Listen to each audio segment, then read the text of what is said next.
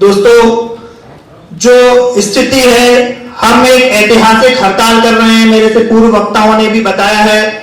कि पूरी दुनिया में सबसे बड़ी हड़ताल के रूप में हम इस हड़ताल को पेश करना चाहते हैं। सरकार को यह बता देना चाहते हैं कि अगर इन मांगों पर विचार नहीं किया गया, मजदूरों, श्रमिकों, कर्मचारियों की मांगों पर अगर चिंतन नहीं किया गया, उनका समाधान नहीं किया गया, तो देश में और भी बड़ी बड़ी हड़तालें होंगी और पूरा देश तब तक के लिए बंद कर दिया जाएगा जब तक कि हमारी समस्याओं का समाधान नहीं हो जाता। इस गौरवपूर्ण हड़ताल की तैयारी के साथ साथ हम इस वक्त जिस समय पर हैं, आज इस पूरी दुनिया में सोवियत संघ, जो समाजवादी क्रांति करके जो देश भर में मजदूर शासन को स्थापित किया गया था, उसके भी 103 वर्ष मना रहे हैं। दोस्तों, ये सोवियत संघ जब तक इस दुनिया में रहा, तब तक मजदूरों के शोषण की तमाम नीतियां, तमाम विचार, तमाम साजिश पूंजीपति वर्ग के मन में ही कचोटते रहे, लेकिन उसे पूरी दुनिया की या भारत की सरकार भी जमीन पर लागू करने में 100 बार सोचा करती थी। लेकिन सोवियत संघ के विघटन के बाद से ही लगातार जब दिख गया कि हमारी पूरी दुनिया भर में अब मजदूरों का कोई संरक्षक उस तरह से ताकतवर नहीं बचा है, तब से ये शोषण की नीतियां, ये दमन की नीतियां पूरी दुनिया के साथ साथ हमारे देश में भी लागू हो रही हैं। हम जो आज बात कर रहे हैं, जो केंद्र सरकार ने लागू करी है नीतियां, जो श्रम कानूनों में परिवर्तन किए गए हैं, जो एफडीआई को लागू किया गया है, जो बीमा, बैंक, बीएसएनएल को खत्म करने के लिए साजिशें रची जा रही हैं, जो तमाम सरकारी संयंत्रों को उठाकर उनके माई बाप बने आका अंबानी, अडानी के हाथ में दिया जा रहा है, ये कोई नई बात नहीं है। ये बात ठीक है, ये बात जरूर है कि आज इसका हमला बहुत ज्यादा है, लेकिन ये हमला आज कोई नया नहीं है। ये हमला बहुत लंबे समय से चल रहा है। जब इस देश में आजादी मिली, उसके बाद से राष्ट्रीयकरण की नीतियां भी जो अपनाई गई, लेकिन ये राष्ट्रीय संस्थान भी मुनाफे पर आधारित बाजार के आधार पर ही चलाए गए। 1991 में जब सोवियत संघ खत्म हो चुका था, उसके बाद भूमंडलीकरण की नीति को भारत में लागू किया गया और उस समय पर जिन नीतियों को लागू किया गया था, आज उसका ही भयंकर परिणाम हमारे सामने है। हमको इन तमाम मांगों के साथ साथ इस बात पर भी विचार करना पड़ेगा कि ट्रेड यूनियन आंदोलन और ये शोषण के नियम दोनों ही नए नहीं हैं। लेकिन जिस ताकत के साथ सरकारें शोषण के नए नए कानून हमारे ऊपर थोप रही हैं, जिस ताकत के साथ सरकारें जो कानून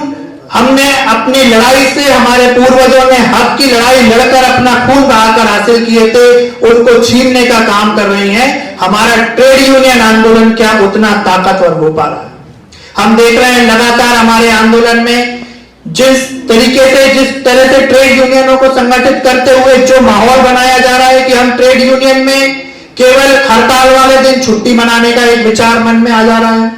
हमारे ट्रेड यूनियन आंदोलन में जो स्थिति बन रही है कि हमको केवल कुछ वेतन वृद्धि और केवल अपना देखो की नीति पर केवल बड़े बड़े नेताओं से पहचान करने के लिए ट्रेड यूनियन में शामिल होने की कहानियां सिखाई जा रही हैं। लेकिन आप समझिए,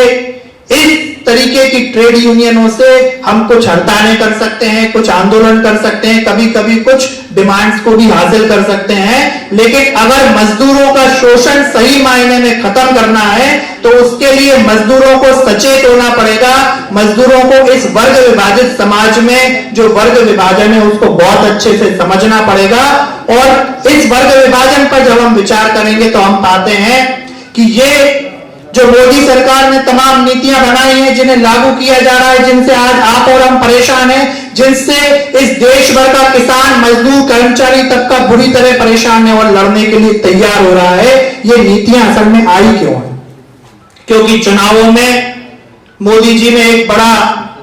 पैसा, मोदी जी की जो भाजपा सरकार है उसने जो बड़ा एक चंदा पूंजीपतियों से लिया, उस चंदे की जो अदायगी करना है, उनको उसकी जो वापसी करना है ब्याज के साथ, उन्हें वापस करने के लिए नई नीतियों को लाकर मजदूरों का शोषण करते हुए, उस हमले को तेज करते हुए ये लागू किया जा रहा है ताकि उन पूंजीपतियों के हाथ में देश की तमाम संपदा को सौंपा जा सके। तो जब तक पूंजीवादी व्यवस्था के खिलाफ मजदूर वर्ग का आंदोलन खड़ा नहीं होगा, जब तक मजदूरों की ट्रेड यूनियन आंदोलन पूंजीवादी व्यवस्था को खत्म करने के लिए खड़ा नहीं होगा, तब तक ये हो सकता है कि मोदी जी की सरकार चली जाए, किसी और की आ जाए, लेकिन इन तमाम नीतियों के विरोध में हमको बार बार हड़तालें संगठित करते रहना पड़ेगा, अपनी आवाजें बुलंद करते रहना पड़ेगा। लेकिन अगर हम सही दिशा पकड़कर आंदोलन को तेज करते हैं, सोवियत संघ की तरह मजदूर क्रांति को भारत में लाकर खड़ा कर देते हैं, एक सही तरीके की समझदारी के साथ आंदोलन को आगे ले जाते हैं,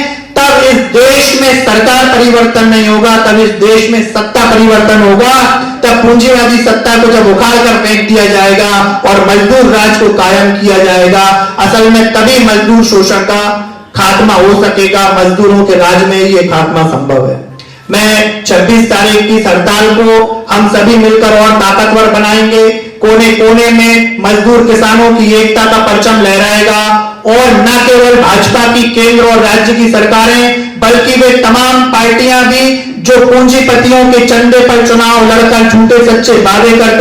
आम मजदूर को लूटने की साजिशें रचती हैं, उनके भी कान में गरम तेल हमारी हड़ताल के द्वारा पहुंचेगा। उनको भी आवाज सुनाई देगी कि ये मजदूरों का आंदोलन अब खड़ा हो रहा है, अब पूंजीपतियों की दलाली करने से काम नहीं चलेगा। अब अगर आपको देश में राजनीति करना है तो मजदूरों से, श्रमिकों के, आम जनता के मुद्दों पर करना पड़ेगा। हड़ताल की सफलता की अपील करते हुए मैं अपनी बात समाप्त करता हूं। इनकलाब जिंदाबाद, श्रमिक मजदूर